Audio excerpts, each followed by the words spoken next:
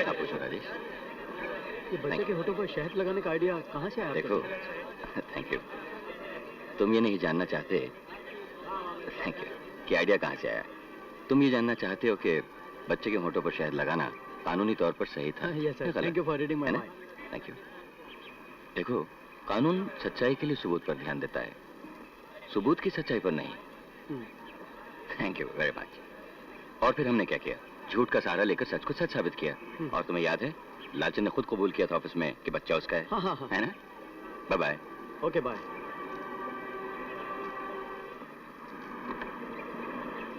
वाह वाह वाह मेरा साहब, कमाल कर दिया, मुबारक हो। आप तो केस पर केस ही जीतते जाते हैं। कितने केसेस हैं आपके पास, कभी एक आध केस इन छोटे मोटे वकीलों को भी।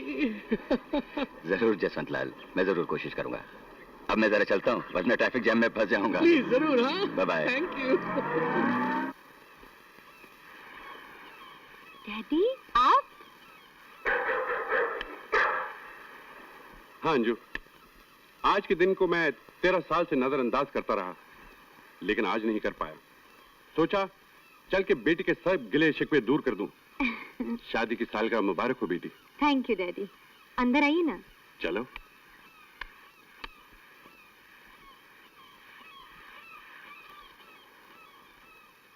डैडी बैठिए ना। नहीं, आज जल्दी में हूँ अंजू।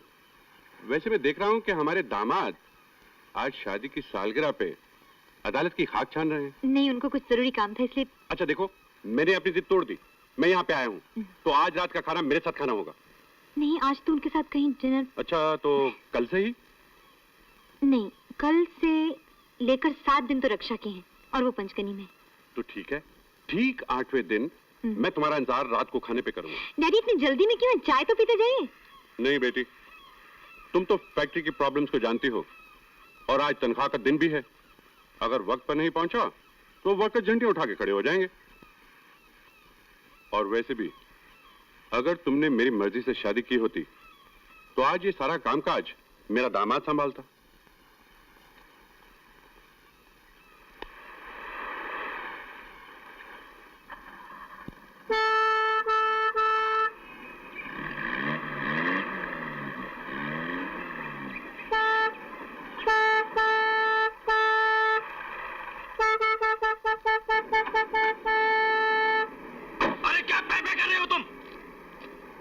भाई साहब, दिखता नहीं आपको आगे गाड़ी खराब है।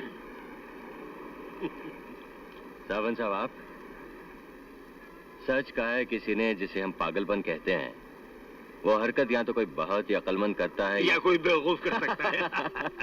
अगर हॉर्न सुन के तुम यहाँ नहीं आते तो मैं आगे चल के तुम्हारी गाड़ी ठोक देता। आप मेरी गाड़ी ठोक देते? किस लिए भाई? भाई, आज रात को मैं तुम्हारे घर पे तुम्हें मुबारकबाद देने नहीं आ सकूंगा। मुबारकबाद? इसलिए, अरे तुम्हारी शादी की सालगिरह है ना, ये लो। ओह गॉड, मर गए आज सुबह। इसलिए आज यही मुबारकबाद देता हूं। अरे सुनो। अरे शुक्रिया दोस्त, मुबारकबाद कर रहे बल्कि याद दिलाने का। अरे मर गया, अरे आज तो मर गया मैं, मेरी बीवी तो।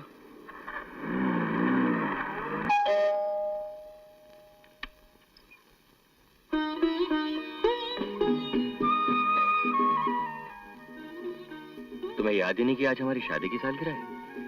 खैर, थोड़ी देर हो जाएगी शायद। दिल बहलाने के लिए फूल भेज रहा हूं।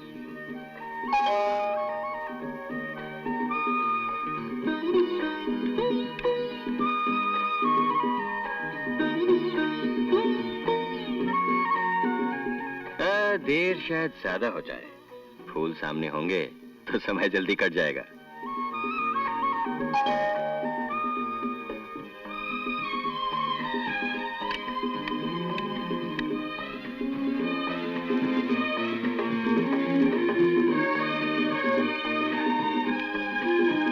भाई, देर शायद बहुत ज्यादा हो जाएगी। फूलों की महक गुस्से पर काबू रखने में मदद करेगी।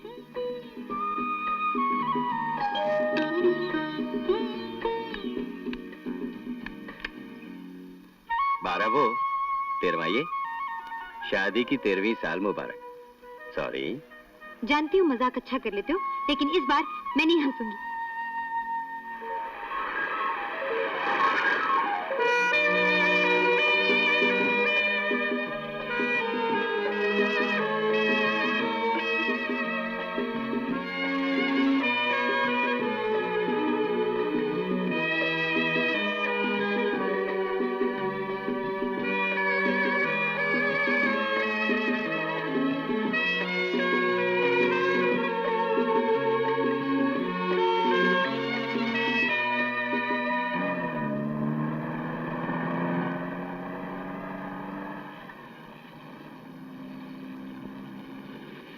जानते हो कल डैडी आए थे। अच्छा, किस खुशी में भाई? हमें मुबारकबाद देने। वो भी आज अब 13 साल के बाद। हाँ, कह रहे थे उन्होंने अपनी जिद तोड़ दी। गुड। और पता है, पंचगनी की वापसी पर हमें खाने पे भी बुलाया है। जरूर कोई मतलब होगा। चलो ऐसा ही सही, लेकिन इस बार तुम्हें मेरी खातिर जाना ही होगा। तुम्हारी खातिर? जरूर जाएंगे साहब, लेकिन कोई ऊंच नीच हो गई तो मैं जिम्मेदार नहीं हूं।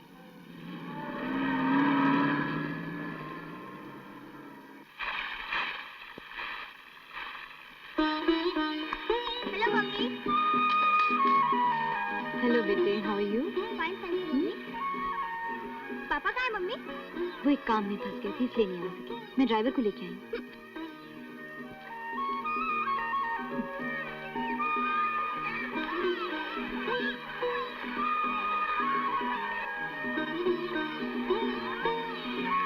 मम्मी आप तो खुद कार चला लेती है, फिर ये ड्राइवर क्यों?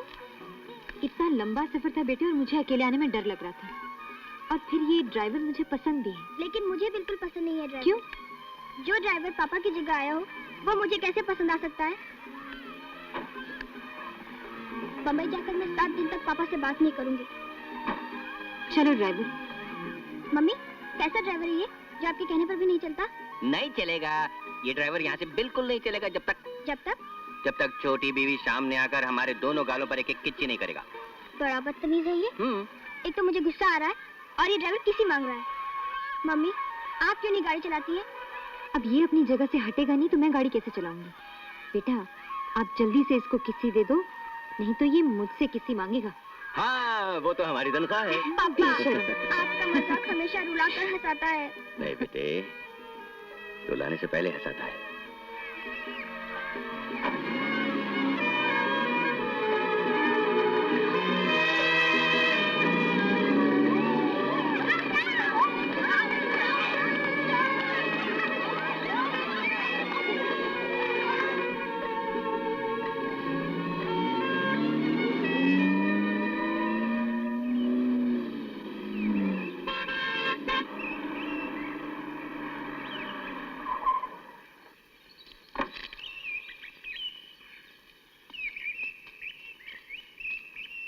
अभी आया। मेरा साहब, बम्बई से राजेश का फोन आया था, कल केस की तारीख है। देखो अंजू, अगर तुम जिद करोगी ना तो मैं नहीं जाऊंगा, और अगर मैं नहीं गया तो किसी बेगुनाह को सजा हो सकती है। तुम्हारा जाना भी तो हम लोगों के लिए सजा ही है, और हमारा कसूर क्या है? ये कि हम साल में 7 दिन मांगते हैं तुमसे, और मेरे लिए तो आईने अपनी बेटी के लिए आया। अब समझाओ उसी को। हेलो, हाँ राजेश, मैं गौतम बोल रहा हूँ। देखो मैं कल नहीं आ पाऊंगा। हाँ कल नहीं आ पाऊंगा। और सुनो, तुम ऐसा करो, अपना वो एडवोकेट जसवंत लाल है ना, उससे कहना कि मेरा केस अटेंड कर ले। हाँ प्रेमो वाला। हाँ समझ गया। Okay okay. पापा आप पहले भी कभी इस लेक पे आए हैं? हाँ बेटे, बहुत पहले आया था। इसी तरह मैं बड़ा बिजी हुआ करता था, लेकिन तुम्हारी मम्मी ये नहीं समझती ना कि मैं कितना बिजी रहता हूँ। इन्होंने धाड़ से अपना प्रोग्राम बना लिया, और फिर हम तो जोरू के गुलाम है ही, यहाँ पहुँच गए। हाँ, उस दिन कौन सा गाना बज रहा था? वो क्या गजल थी रेडियो पर? फिर से मुझे छोड़ के जाने के लिए। वाह क्या ख्याल है, बहुत अच्छे। रंजिश ही सही।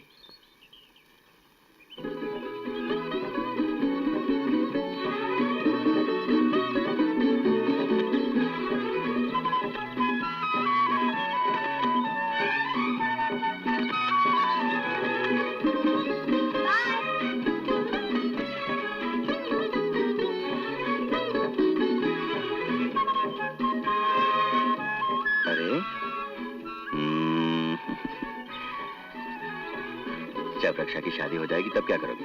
हैं? चलो।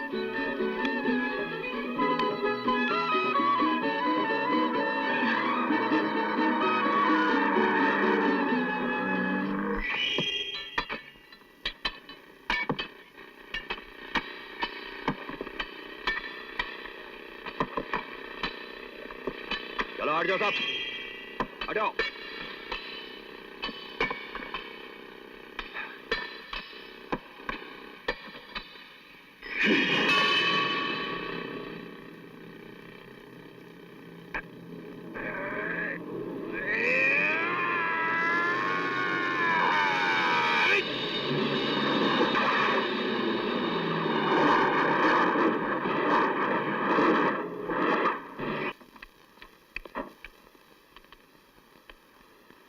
राजेश, क्या बात है? सर वो प्रेमू को 5 साल की कैद हो गई।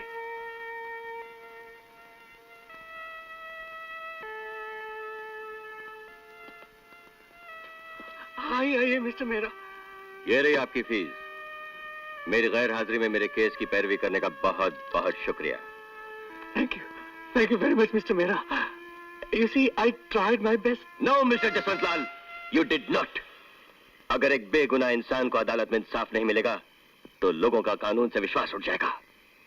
लेकिन आप ये कैसे कह सकते हैं कि आपका क्लाइंट बेगुनाह था? मेरा क्लाइंट हमेशा बेगुनाह होता है।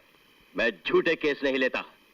अदालत में झूठ को सच साबित करना उतना मुश्किल नहीं होता जितना कि सच को सच साबित करना होता है, और वही तुम नहीं कर सके। आप तो खामखा नाराज हो रहे हैं मिस्टर मेहरा।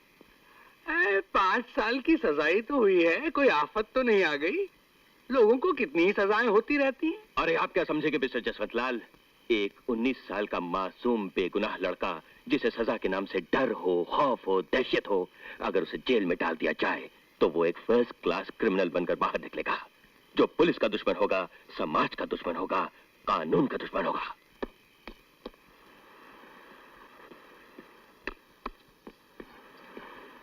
अरे तुम अभी तक तैयार नहीं हुए? डैडी के यहाँ डिनर पे जाना है। मैं नहीं जा सकता, तुम चली जाओ। क्यों? क्योंकि तुमने, तुम्हारी जिद ने, तुम्हारी मांगों ने मुझे खुद अपनी नजरों से गिरा दिया है। क्या मतलब? मतलब ये कि मेरे उस रात बंबई न आने की वजह से एक मासूम को 5 साल की सजा हो गई। ये मेरे पेशे पर एक धब्बा है और मेरी आत्मा पर एक बोझ। अजीब आदमी हो तुम। जरा सी बात को अगर कल पे टाल दोगे तो कुछ बदल तो नहीं जाएगा? ये जरा सी बात नहीं अंजू। मैंने अपनी बेटी और बीवी की खुशियों के लिए एक गरीब परिवार की खुशियों में आग लगा दी है। मुझे आज रात तक उसे छुड़ाने का कोई ना कोई तरीका ढूंढना ही पड़ेगा। अपने मन को अदालत बनाकर इस तरह के फैसले करना बंद क्यों नहीं कर देते? प्लीज अंजू, मेरे पास वक्त नहीं, मुझे बहुत काम है। तुम चली जाओ, मैं नहीं जा सकता। और मैं वहां से वापस कैसे आऊंगी? तुमको अच्छी तरह मालूम है डैडी के पास ड्राइवर नहीं है। रात वहीं रुक जाना, मैं दफ्तर से लौटते वक्त तुम्हें ले आऊंगा। और डैडी पूछेंगे तो क्या कहूंगी? कह देना कि मैं बीमार हूं। कानून और इंसाफ की दुहाई देने वाला आदमी अपनी पत्नी को झूठ बोलना सिखा रहा है।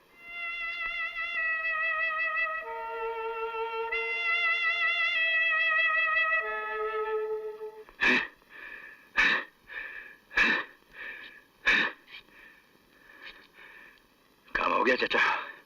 हो गया। नमस्ते daddy. Hello Gautam, how are you? Fine thank you. Anju कहाँ है? शॉपिंग गई है, अभी आती होगी। आओ एक एक ड्रिंक हो जाए, मुझे तुम्हारे साथ कुछ बातें करनी है। आइए।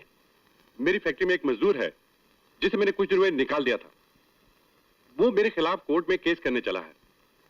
मैं चाहता हूं कि तुम इस केस में मुझे रिप्रेजेंट करो। डैडी, क्या वो मजदूर जो मांग रहा है वो जायज है? बिजनेस में जायज नाजायज नहीं होता है। Business is business Gautam. वो मुझे तंग कर रहा है, मेरी बिजनेस में रुकावटें डाल रहा है। उसकी मांग 20,000 रुपए है। मैं चाहता हूं तुम कोर्ट के बाहर ही उसे 5-7 हजार में पटा लो। डैड, आपके पास उस मजदूर का नाम, पता वगैरह तो होगा? हाँ, सब कुछ इस फाइल में है।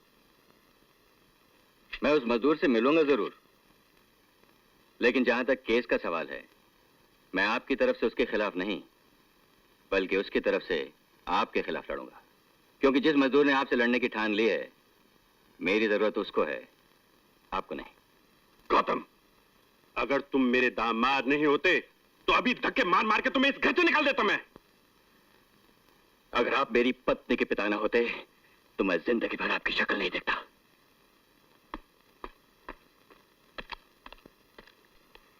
मैं सिर्फ इतना जानती हूँ कि तुमने कहा था तुम मुझे यहाँ से ले जाओगे। मैं उस घर के अंदर जिंदगी में कभी भी कदम नहीं रखूंगा Anju. Please try to understand. और अगर मैं कहूँ कि मैं तुम्हारे बगैर इस घर से बाहर कदम नहीं रखूंगी तो? अंजू, तुम जानती हो तुम्हारे पिताजी ने मुझे क्या कहा, और फिर भी तुम। गौतम, मैं ये तो नहीं कह रही ना कि तुमने डैडी से क्या कहा। मैं सिर्फ इतना कह रही हूँ कि मैं तुम्हारा इंतजार कर रही हूँ। अंजू जिद मत।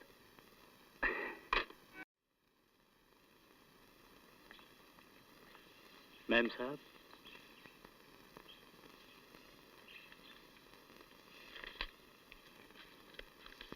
मैं 6:30 बजे तक रक्षा को घर लेकर आ जाऊंगा।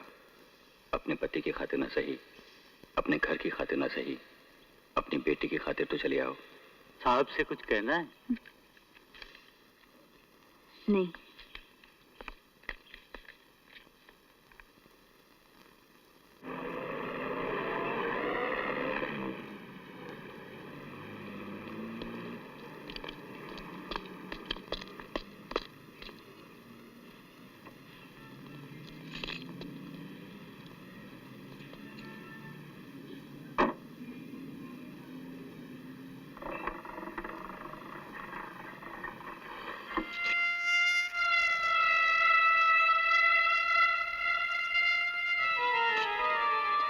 मुझे पहचाना वकील साहब?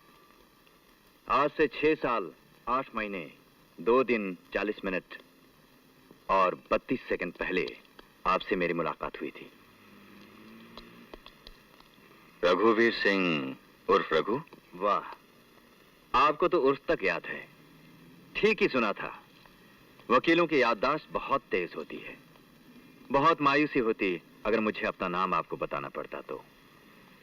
चाहते क्या हो? चाहना क्या है वकील साहब, अपनी सूरत दिखाना चाहता था, आपकी देखना चाहता था। जैसे कि आप देख रहे हैं, मैं तो काफी बदल गया हूं, मगर आप बिल्कुल वैसे के वैसे ही हैं, एकदम फिट। चाबी दो। क्यों नहीं, आप ही की है।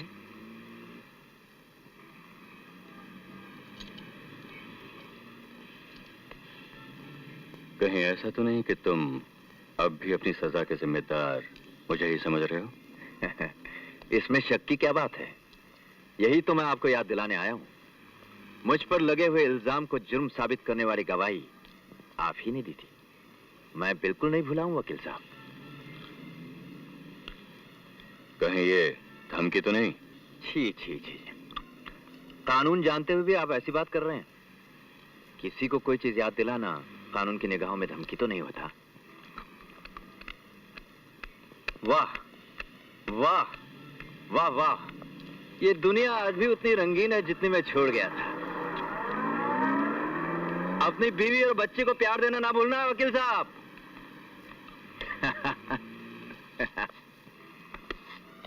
मम्मी क्यों नहीं आए पापा?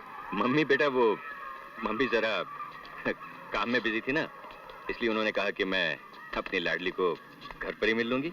ऐसा तो पहले कभी नहीं किया मम्मी ने। अरे, गाड़ी का टायर तो पंक्चर हो गया। ऐसा करते हैं, हम लोग टैक्सी में चलते हैं, मैकेनिक को भेज देंगे, वो गाड़ी ले आएगा। हाँ, चलो। ओके पापा।